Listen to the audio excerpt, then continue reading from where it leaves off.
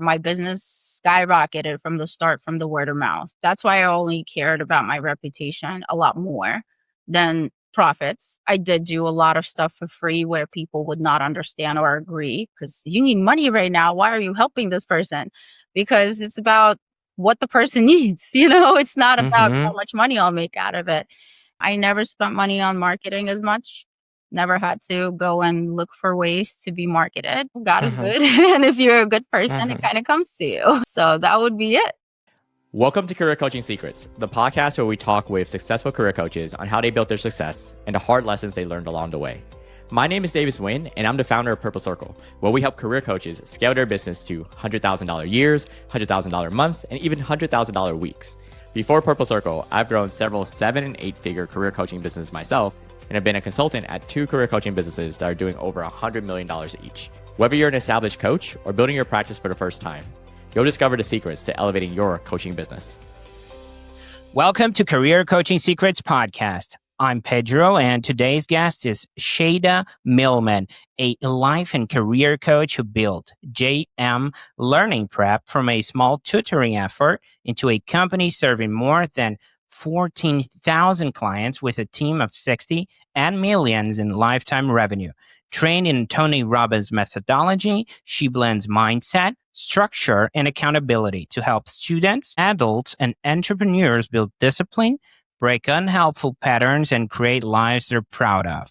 Her work has been featured in outlets like Rolling Stone and USA Today, but her focus remains the same, helping people gain clarity, shift their habits, and rise to a stronger version of themselves.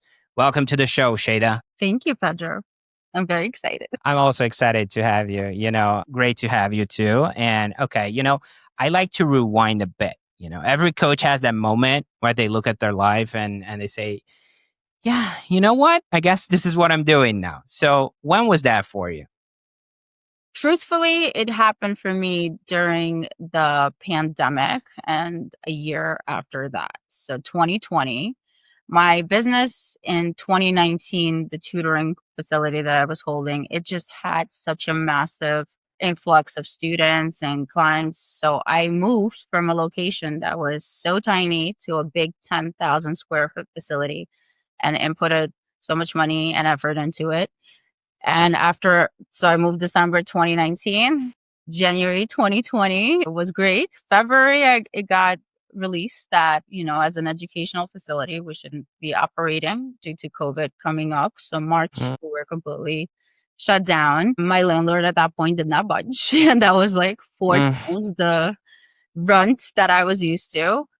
And, being stuck, I didn't really know what to do. I had to really navigate even the clients that I worked with. Their parents were just in such a mental blur, how to continue supporting their students educationally at home, what to do as far as like technological education was prominently going. And I personally was going through a divorce. I just found out that my business was falling apart and I just didn't know what to do as a single mom and a $1.2 million location that I just opened being shut down. I just really needed to get out of it myself. I think I was kind of going through something called functional depression. That's what they call it. So I decided to take a Tony Robbins class myself. And I liked it so much. I went to one of his events, which was Unleash the Power Within. And honestly, just the way that he broke psychology, there were certain things I agreed with and certain things obviously I didn't. It really showed me that this is what I have been doing for so long. I've been supporting kids that no one wanted to work with. I've been supporting parents mentally and their marriage issues, business issues. So I really started to take it seriously. I got my license and then I'm like, I really like this a lot more. And luckily, because of my business and its reputation, it did sustain almost itself. And my team was able to hold down ways where I could kind of expand into this market. So I went into it fully 2021. And in the last, I would say, 3.5 full years of doing it, I've been very lucky that I was able to work with celebrities and entrepreneurs and really do so much charity work and fundraising through that for mental health. And it really just changed my life. So I would say that it was my own moment of being stuck that propelled me to find solutions and realized that your life becomes what you focus on. It's all about your mentality. So I needed to focus on what's next rather than where I'm at and how I'm drowning in that moment. And that really is why I feel I was able to help people the same way, because it was the worst time of my Mm. life for sure.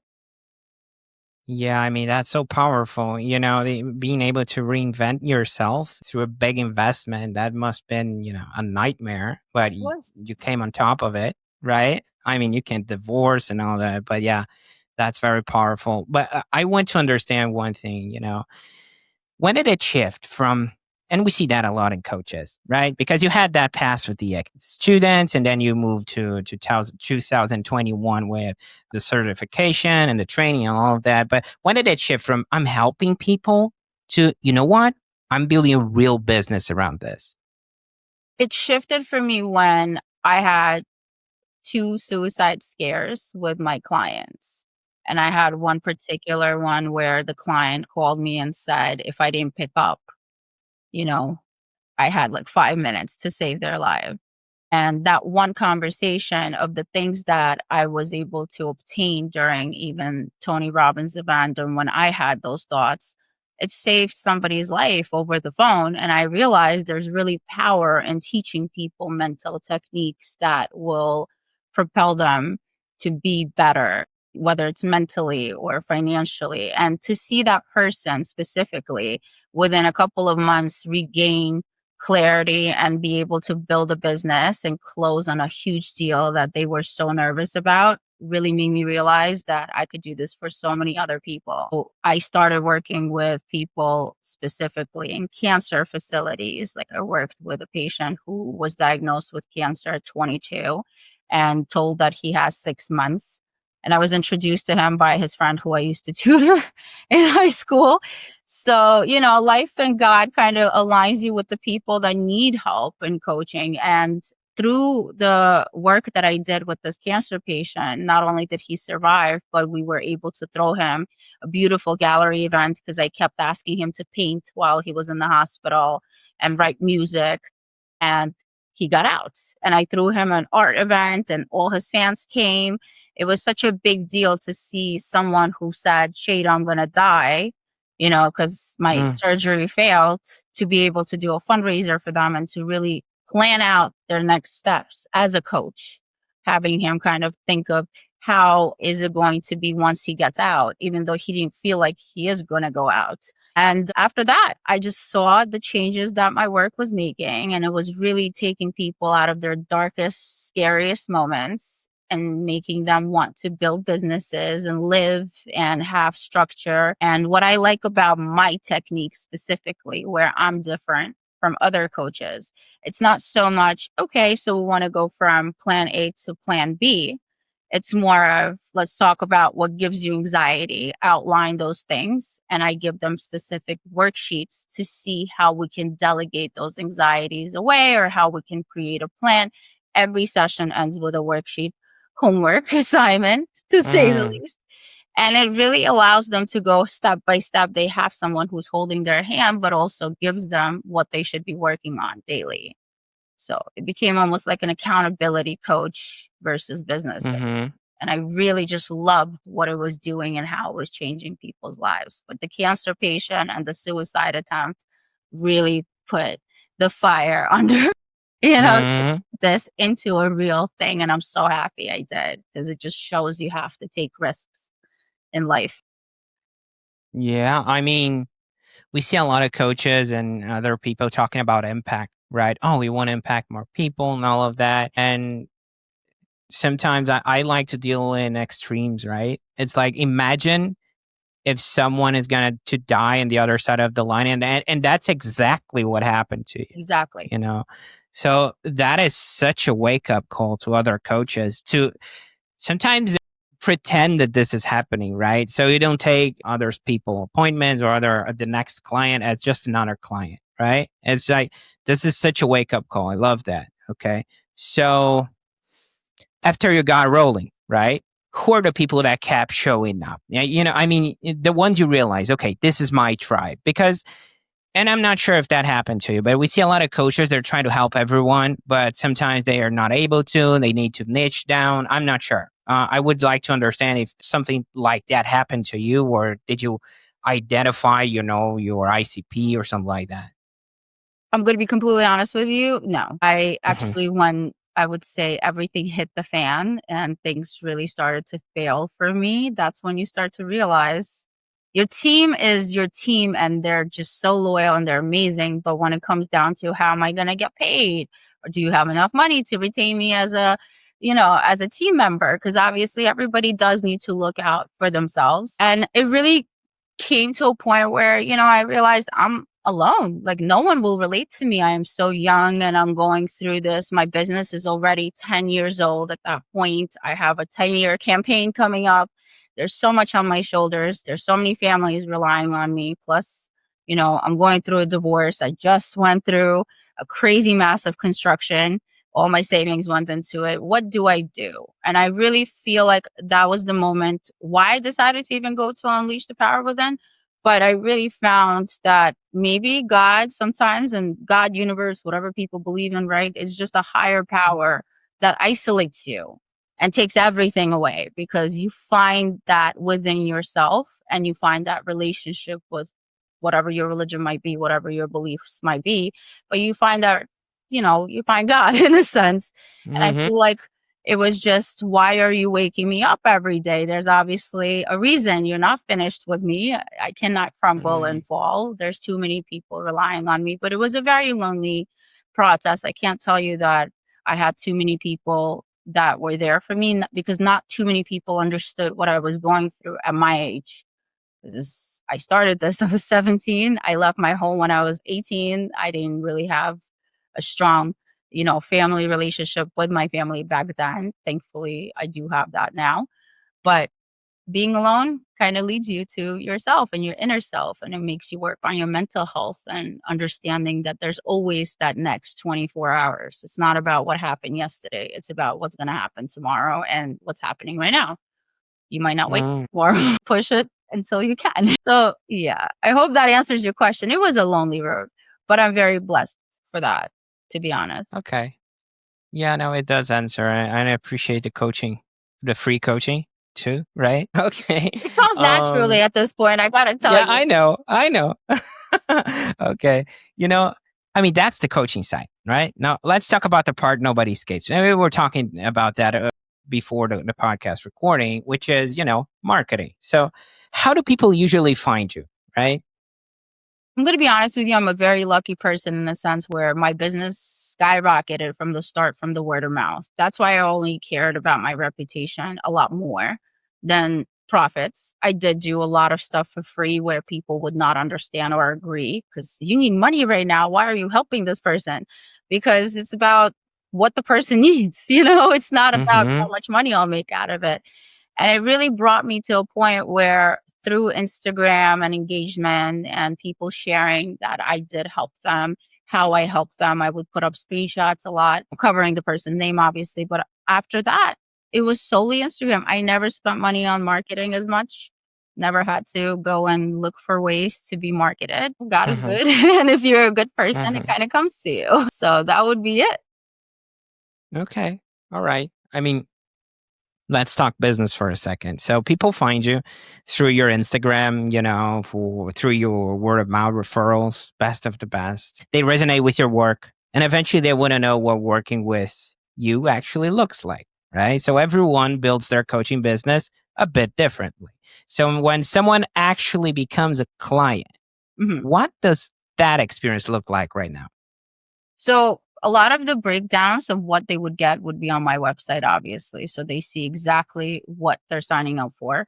But whenever they have their original session and I meet with them, I started to notice that clients do not want to be asked, why are you here? What brought you here? How come this is the reason you're looking for a coach? So I start with a very brief 5-minute questionnaire that I give them, and the questions are very basic things that they wouldn't even realize they're answering, such as give me 1 to 3 things that cause anxiety for you daily.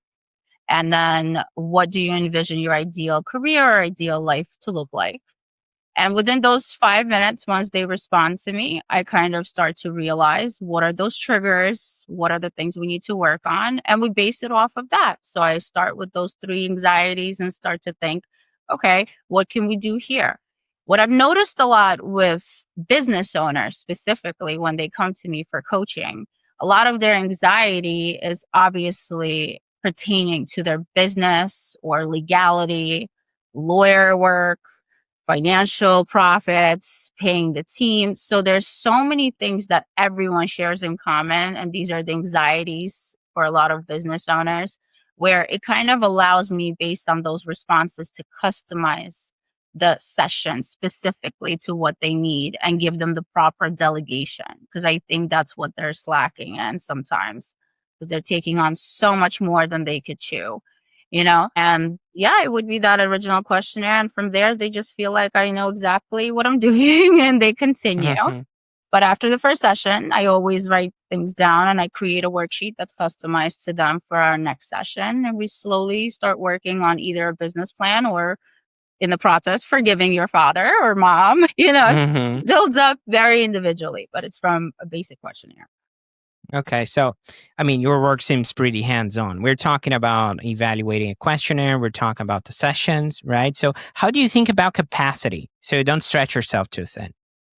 Do like to make sure that I give time properly to people who really need me. And if I see after the first session, you don't need me every week. I could see you once a month if you just have this plan. So I'm perfectly fine with giving them free resources afterwards if I do see that management does not need to be every week. I also have obviously a team of coaches that can check up on them, and if they wish to have a session with me, they book it in. But I don't keep them on a weekly basis if I don't need to. Right. And I also have a team Mm. who kind of can take over when I'm not there. No, that's good. Okay. Yeah. I want to tap into your experience a little bit because you started so young and the coaching space changed so much, right? So, one thing that every coach wrestles with at some point is pricing. And I'm not talking about hard numbers, okay? And I just want to understand the mindset behind it and how to package their work. How do you think about it today? Because we see a lot of coaches that they doubt themselves because it's a self worth path, right? It's like, should I charge X, Y, and Z? Am I worth it? So were there any lessons along the way that shaped how you landed where you are right now? Absolutely. Because I used to try to help everyone and I wanted to make sure that it's financially accessible to everyone. But I started to realize over the years of being a business owner that when you undervalue yourself, you're undervaluing your products. So it almost becomes knowing the value of that hourly investment for yourself.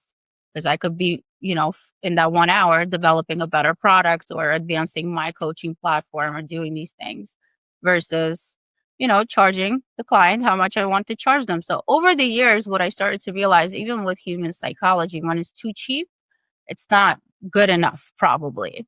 And when it's too expensive, she got a big hit.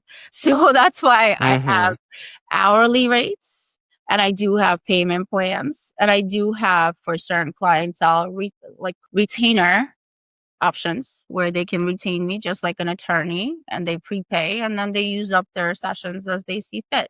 However, pricing has always been an idea of let me think of how much value I will provide during this hour and then I could be the one to navigate and see how much would I pay. Ever since I started my business, I have always been the type of person that puts the product out and I see it as an owner and then I see it as a customer. What I want the service, what I want to pay this much for this service. So that's just kind of how I did the whole entire pricing situation.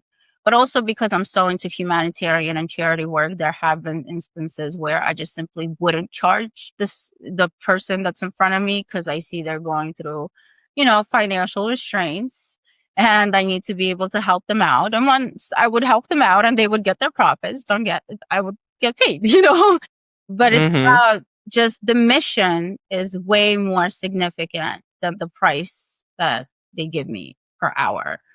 So, but you should always price out based on the value that you provide.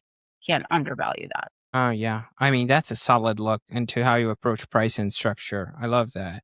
And the perception, right, of value, that this always reminds me of a meme. On a side note, it's like an old fridge at the sidewalk. Mm-hmm. Nobody picks it up, and the next day it puts a tag of $50 and it vanishes, right? Yeah, So exactly. it's a perception. Sometimes people see as free as worthless. It's not, but they see it sometimes because there's no commitment behind it. Not sure if that you felt like that, but yeah, I can really understand now.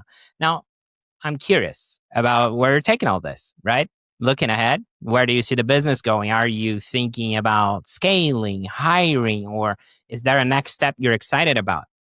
I am actually. A lot of people from social media have been telling me I need to start my own podcast. So I give you props for doing this and doing it so well. Maybe that is definitely where I'm headed because I do have so much content and stories that I've put out to help people for free. And my biggest step right now is I would like to start being a speaker and having, actual events because I used to teach lectures of up to 100 people.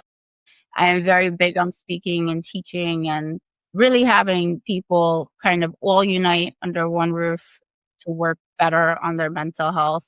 So, speaking and podcasting, more social media, definitely, because everybody's asking me for more content. I think it's time to really release it. So, that's what I'm going to be working on for 2026. Mm, that's awesome. So episode 0, here we go, right? This is the one. Absolutely. Yes. You'll be my first Okay. one. Okay. So, of course, whenever we're aiming toward the next chapter, like the podcast or speaking gigs, right? There's always something we're refining in the present. So what are you currently trying to improve or tighten up in your business right now? Just the structure of what is offered at a regular scale, because I am a big proponent to customization and individualizing every single session. However, more and more being in this business, you start to realize we all are human and we all kind of go through the same emotions, no matter how much money we make, what religion we are, what color we are. We have the same anxieties, we bleed the same blood, So I really Mm-hmm. want to make sure that the product helps everyone at a general scale to work on the things that we all suffer from as humans, and then Mm. provide different elements that would cater to the specific needs of the client. So, more about creating a program that's for everyone, despite what they're feeling and how, you know, they're feeling in their business or their life. Yeah, as custom as we want to deliver the experience, you can see patterns, right? Absolutely. So Human yeah, behavior that is makes very sense. repetitive. That's so true. That is so true. Yeah. Okay. Shayla, I want to tap into your experience for a second because I really like the fact that you started so young, right? And you saw that makes you such a unique guest. So people, because people listening can really benefit from this. Okay. So you've been in the game long enough to hear all kinds of business advice, some that sticks, some that really doesn't. So what's one piece of business advice you hear all the time that you think, I think this is overrated or misunderstood? It's not worth your time. And I think no one can tell you what is worth your time because you have a specific vision. And, like I said, I believe in a higher power. I think that vision is given to you for a reason. And we're so prone to waiting until our parents will understand, or our spouse will understand, or our business partner will understand. And you realize no one sees your vision except for you. There's a reason why it was given to you, so you have to really just go for it. If you see something, don't waste time trying to explain to people how it will work or why it should work. Invest that time into making it work silently within yourself because it's a very me versus me process. I work on the person that you are. I always say this to my clients. When you go home and turn off the lights and you're in your bed, and no matter what, even if your spouse is next to you, everybody's sleeping. It's the person you are that's staring at that ceiling and you have all these thoughts. That's the person that deserves you working on whatever you're passionate about. So it is worth your time if you see that vision. That would be it. I love that. I love that because we see a lot, and especially the U.S. Culture is the phrase, which is kind of weird for us here, at least for where I'm from, Brazil, right? Is that, oh, that was a waste of time, because you never know when you're gonna get a suicide scare call at the other side of the call, right? On the other side of the phone.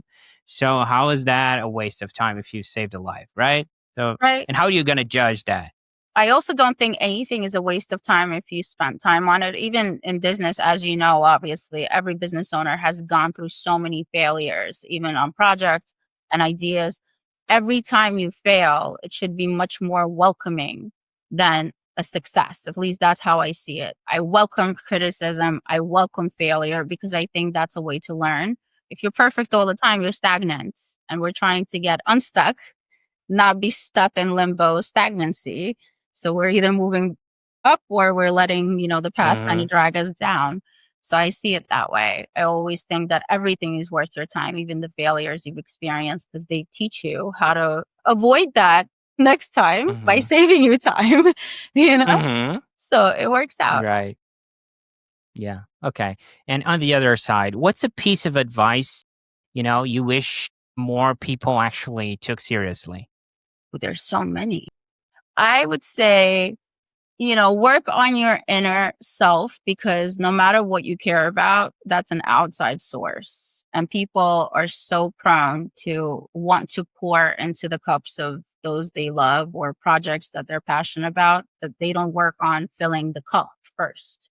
Because if you love these people and you're trying to help everyone, you won't be able to love them properly if you're pouring from an empty cup. So it's very important to start with I need to be at 100% to be able to take care of people and things better.